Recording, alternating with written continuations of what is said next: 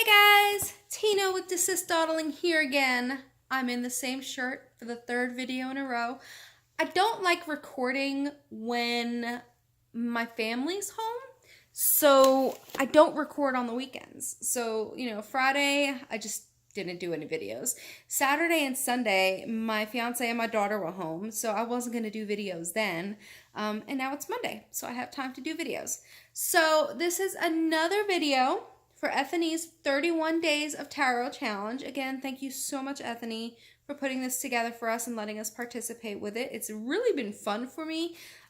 Even being so new to tarot as I am, it's still really fun to look at the questions and really kind of dig and think, can I answer these questions? There are some that I can't yet, but I'm enjoying answering the ones that I can. So this video is actually going to be 2 days. I'm going to do days 13 and 14.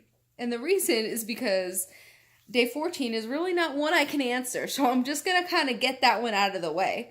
So day 13, from the Major Arcana cards, what card correlates to your sun, moon, and rising sign? How has that resonated or played out in your life? So I cheated a little bit. Because I don't know the cards as well, I couldn't just pick up the, my sun sign card and be like, oh, well, this card means this. So, of course, I can correlate this to my life in this way. Sorry, I'm trying to pull the cards out here real quick. So the way I did it, I went to tarot.com, and I'll go ahead and put the link in my description of the exact website I went to, because I'm going to be reading basically what I got off their site. So I went to tarot.com /astrology/tarot-cards. And what they do is they take the list of the astrological signs and their corresponding major arcana card, and they give you a description. So for me, my sun sign is a Cancer. I'm actually on the cusp. I'm July 21st. So it really depends on what chart you're looking at, because sometimes Leo starts July 21st and sometimes, Cancer ends July 21st or July 22nd. So I'm kind of right there on the cusp. But for Cancers, which actually I think I'm the third or fourth Cancer tarot reader video, because I've watched quite a few and I've seen quite a few Cancers on here. It's funny. So here's another Chariot, y'all. So this is my Charmin Caselli deck. This is the Chariot. So the way it reads from tarot.com is, you stand proud and strong as you guide the chariot on your card, steering a steady course and rising above life's conflicts. Even though Cancer seeks security, you also love the freedom of the open road, where you can use your highly developed intuition to win the race. So there are definitely times in my life where I don't feel strong. But when I get to the opposite side of whatever battle, I'm getting emotional, whatever battle I've been dealing with, I realize I'm still here. So yeah, I'm strong because I stood against the storm and I made it to the other side. So I definitely kind of see that, guiding my own chariot and staying the course and making it through the storm to the other side of whatever difficulties have faced me. I may only be 35 years old, but things happen in life. My life is my own. I'm not comparing my troubles, my difficulties to anyone else. I don't expect anyone to compare theirs to my own, but I have gone through some things. And I can definitely see how I made it to the other side of those things, rose above those conflicts. And yes, I definitely seek security, but I also like exploring. I like knowing things, master of a trade, yes. But I also like exploring, the unknown. What if I learned this? I wouldn't say my intuition is highly developed, but I do trust it. I do trust my intuition.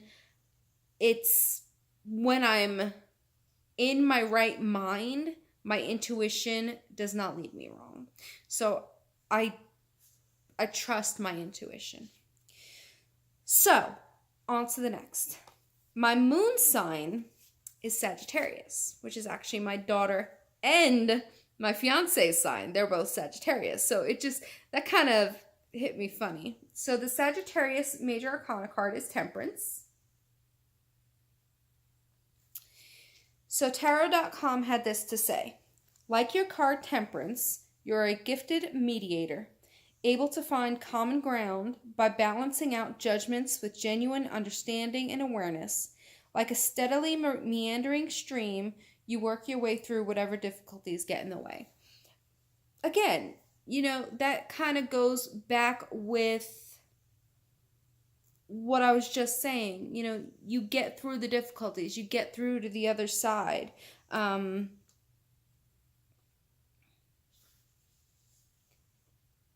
I think, I think I'm a good mediator. I think I keep a very balanced mindset and, what's the word I'm looking for? Neutral.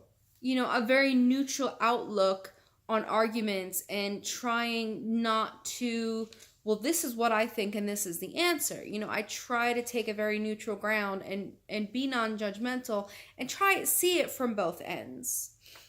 Yeah. And then my rising sign is Death. So I don't see the Death card as being like dead. To me, the Death card I've had to, before getting into tarot, I wanted to make sure, that if I ever pulled this card, I wouldn't freak out. So the Death card is transformative. It's rebirth. It's starting anew, something fresh. So this is the Charmin Caselli Death card.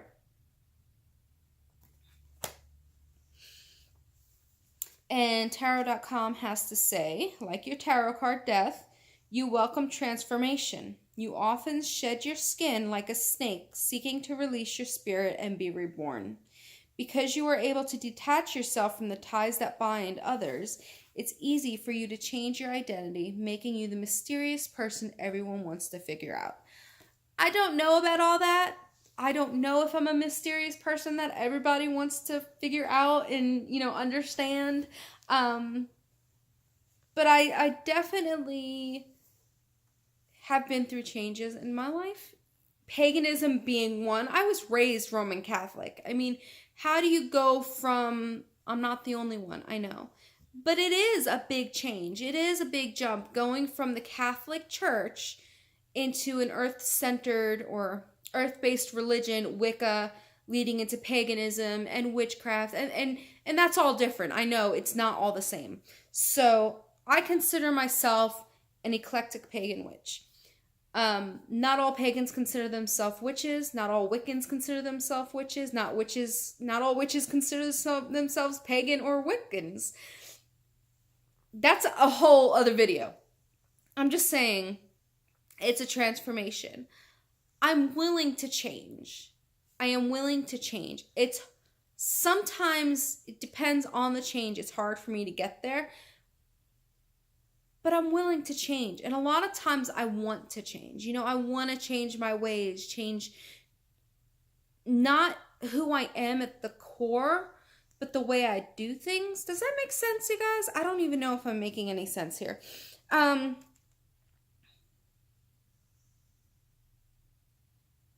Yeah. So what do you guys think? I mean, don't remember astrologically sun, moon, and rising, like how that, because I think the sun sign is how others see you, the moon sign is how you see yourself, like your ego, and I don't remember the rising sign. I'm focusing on tarot this year, my loves. I know nothing about astrology. So just taking what tarot.com had to say about it is kind of where I'm going with this video. You know, yeah. So day 14 of the 31 Days of Tarot Challenge, I said that I really couldn't answer. Day 14 is which tarot decks give you the most insight by way of the imagery and symbology of the cards rather than intuition or basic tarot knowledge. I don't have enough experience with enough decks to really see that. My Dreams of Gaia Tarot, I adore. It's gorgeous, but I can't read the symbology behind the cards. I can't pick up a card and be like, oh, well, this means this and this means this. There are cards that I pick up and I don't have my deck nearby. I don't think I have my deck nearby. There's one card from that deck so far that I've picked up and been like, I see it. I think it's the intuition card. And I can see goddesses. You know, all the goddesses. I think it's, no, that's the integrity card. So I'm thinking of the one that reminds me of Athena. It's a woman with like a fur hooded cloak. There's a spider down below her. There's a cat beside her, and she's holding like an owl. And to me, when I pulled that card, I think it's intuition. I was like, I see you, Athena. You know, I see the spider and Arachne. I see the owl and wisdom. I just see her in that card. The cat is the only thing that is like, why is there a cat with Athena? But cats are often associated with goddess. The black cat is associated with witchcraft, you know. So I personally can tie those in together. But is it an entire deck that I can take all the symbology and be like, oh yeah, I can read this? No. I'm only starting my journey. I'm still finding it very difficult to find the symbology in the cards with the Charmin Caselli. I'm getting better at it as I go day to day with the different cards. And I'm really looking forward to understanding where the artist is coming from with their symbology. So that is days 13 and 14 of 31 Days of Tarot Challenge. I hope you guys are enjoying this little series. Leave me a comment below. Let me know what you're thinking about it. And I hope that you continue to watch me and subscribe, please. And yeah, so you guys have a fantastic rest of your day. Have a blessed rest of your week. And blessed be. Bye.